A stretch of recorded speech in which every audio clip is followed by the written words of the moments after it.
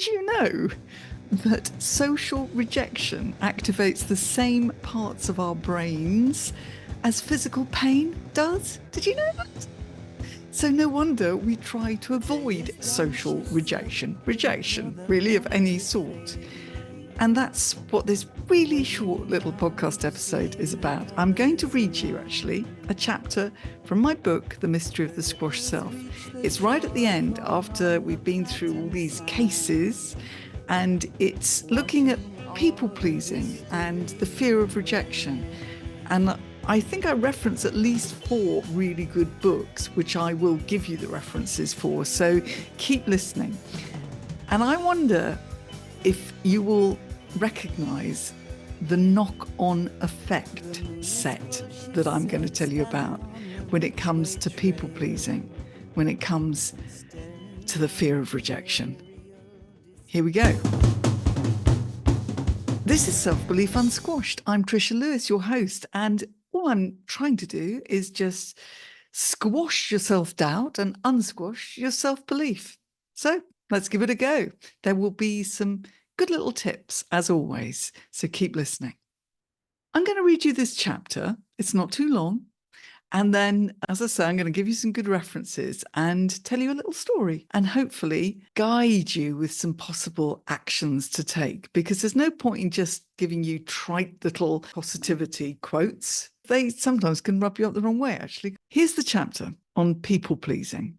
And listen up, because I think the knock-on effect set that I include in this might be something you haven't necessarily seen with this perspective. Why are you doing it, and how can you stop it? People pleasing. Aesop said, "Please all and you will please none." Yes, the Aesop fables were written centuries ago, but the morals contained therein remain relevant today. The fable about a young boy, the old man, and the donkey lies behind this more recent observation, actually, from somebody called Michael Port. If you try to please everyone, you can kiss your ass goodbye. What are the symptoms of people pleasing? Very simply, being overnice to avoid being rejected, overthinking about how the other person is feeling or thinking. I'll just repeat that. Overthinking about how the other person is feeling or thinking, and perceiving your value as totally meshed with how other people feel about you. Perceiving your value as totally meshed with how other people feel about you. You will feed your fear of rejection with all of this and end up with a vicious cycle of rejection, fear, people pleasing, feeling like you are not being yourself, and rejection fear. You notice the not being yourself ingredient here. Well, in his cleverly titled book, Not Nice, Dr. Aziz Gazipura reminds us of this effect. Quote, "I discovered that being nice can make us secretly less loving and more burnt out over time as we stray further and further from our authentic selves." How about this for another knock-on effect set? So that was one, becoming less nice as we drift from our authentic self. But this is what I call the knock-on effect set of people-pleasing. I've marked it out in the book with a series of arrows leading down from one to the other, to the other, to the other, to the other. And we've got people-pleasing to start us. Going down to not being fully yourself. Knocking on to feeling, brackets, silently annoyed with the people you are pleasing. Knocking on to feeling angry with and at lots of external things. Knocking on to losing your temper. Knocking on to shame feeling. Knocking on to people pleasing. See, it's a cycle. It's a knock-on effect and a cycle. So what can we do about this people-pleasing habit? You might not have thought of losing your temper, by the way, which I included in that. We'll dig into that a little bit more. What can we do about this people-pleasing habit? Worry less about being liked. That's a good place to start. Fully understand and believe in the fact that you can't please everybody all the time. As the wise philosopher in a book called The Courage to be Disliked sums up very well, quote, The courage to be happy also includes the courage to be disliked. When you have gained that courage, your interpersonal relationships will all at once change into things of likeness. I love that. By the way, this is a beautiful book by Ishiro Kishimi and Futintake Koka, but I think it's best on Audible because it's really beautifully narrated using the philosopher and the student. Anyway, I digress. And things you can do, understand the difference between being nice and being a people pleaser, because there is a difference. As Fran Hauser puts it in another good book, The Myth of the Nice Girl, quote, being nice does not mean being a people pleaser. Never sweep things under the rug simply to avoid making waves. Act subservient or put yourself down.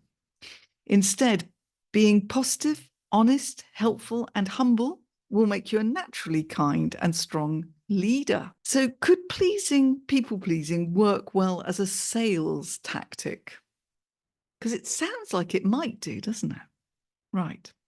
We all know that old saying, the customer is always right. Does this mean pandering to them and agreeing with everything they say and doing as they say? Well, no. Firstly, they are not always right. And secondly, they are less likely to trust or respect you if you nod and say, yes, sir, no, sir, anything you say, sir or madam.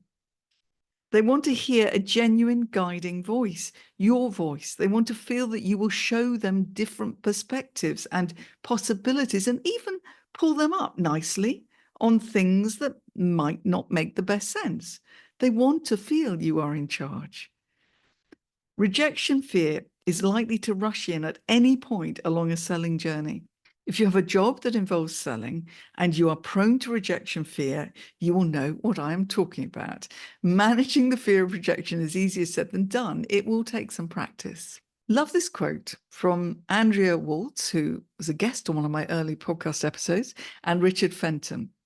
Your fear of hearing the word no is the only thing standing between you and greatness. Repeat, please, Trisha. Okay.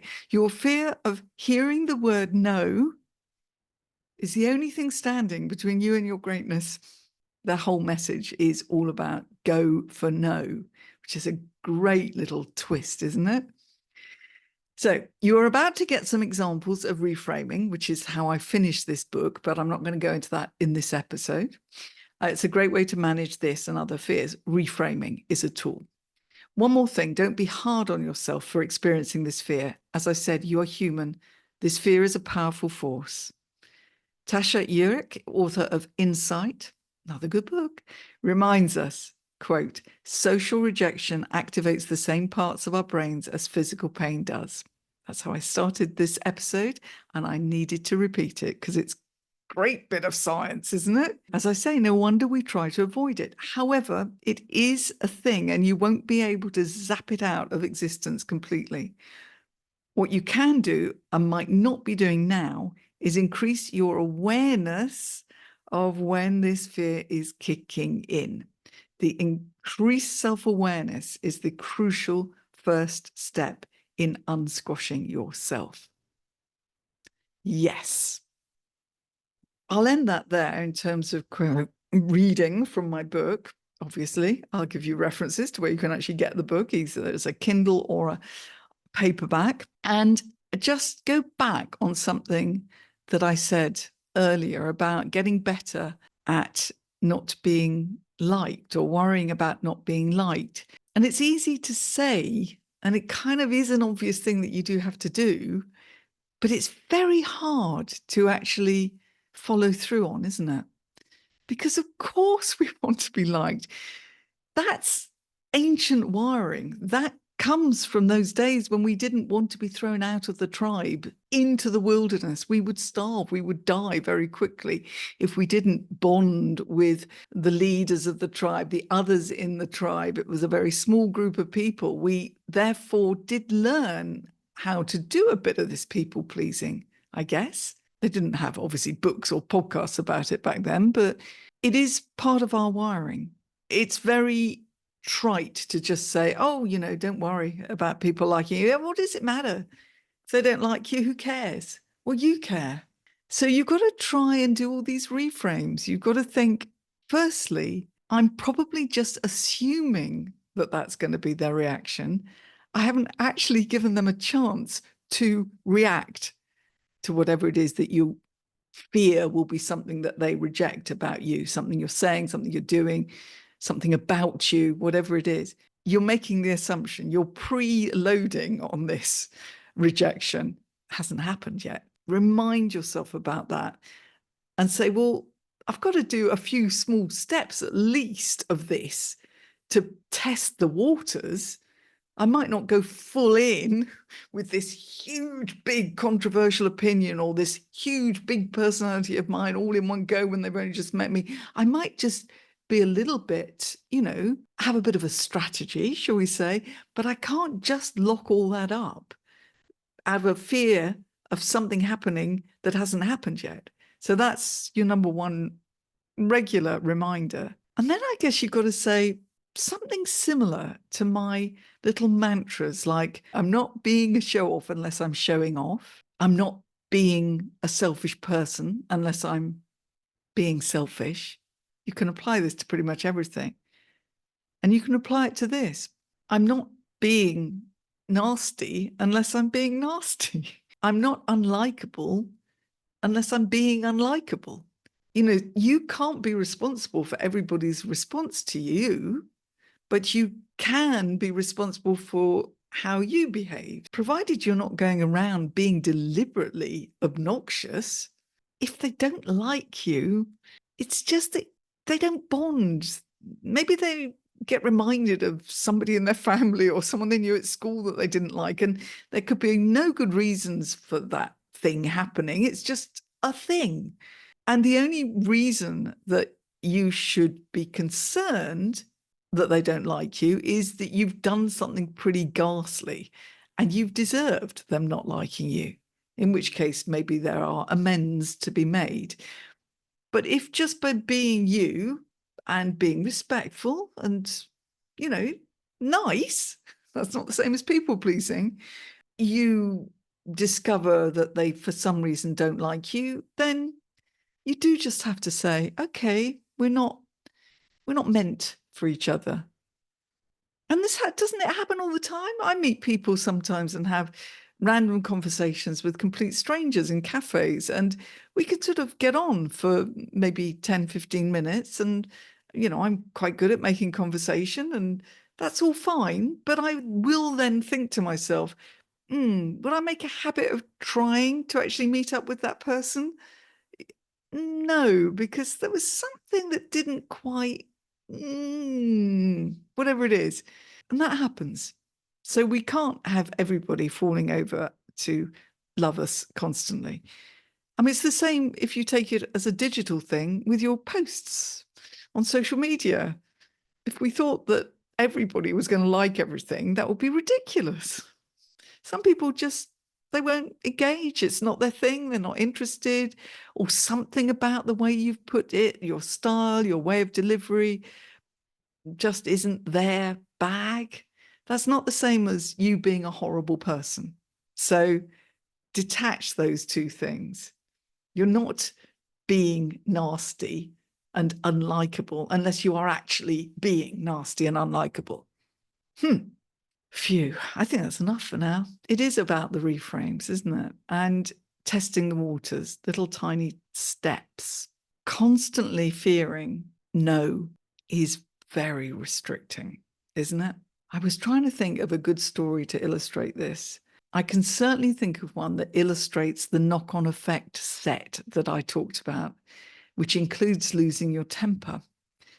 Because I've got this theory, and that's why I use the word squashing and unsquashing, that if you get too bogged down by this fear of rejection, fear of being yourself, then you are obviously suppressing a lot.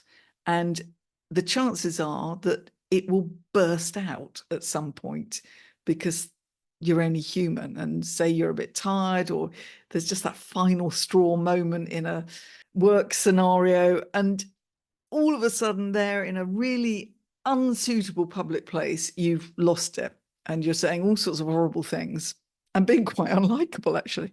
So I remember back to a story which was quite harmless because it was a long time ago and it's very visual. I was being somewhat utilized, shall we say, as a junior in a new job, but I was actually very good at certain aspects of this job, but wasn't being given a chance to do this because the manager, who wasn't that much older than me, was, I think, holding on to his position a little bit too much, and therefore didn't want to risk me doing this part of the job well and upstaging him. Something like that.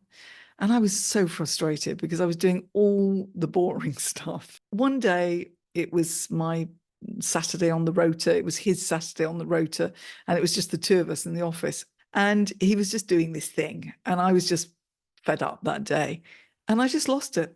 Instead of being terribly professional and grown up and maybe considering another job, I just lost it. And I made this dramatic exit, which included slamming the door, which unfortunately was a glass door. And in those days, they weren't quite so health and safety, and it shattered. Nobody was injured except for my pride. I guess had I not been so pent up with the fear of possibly conflict in this case, I might have taken little steps into saying things like, oh, I understand that I'm new at this and I really do value your advice. And I could have played the game. So would it be possible for me to have a chance to just give this a go or take this particular job next week, as a tryout or whatever? I could have done that. But this fear of rejection, fear of no, fear of conflict was suppressing any sensible baby steps forward. And I was just becoming really cross. And I lost my temper. And then I felt the shame feeling. And then I probably went on to doing a bit more people-pleasing stuff. I don't know. It was a long time ago. But that's just one of the knock-on effects if you don't spot it and try to do a few reframes and manage it. Stay curious and unsquashed. Check out all the references around this wherever you see it, because there are some good books there. And of course, my book, The Mystery of the Squash Self, from which I have just been reading, is available. Links to that and other unsquashing resources, including a couple of little quizzes on imposter syndrome, are to be found at trishalewis.com on the resources page.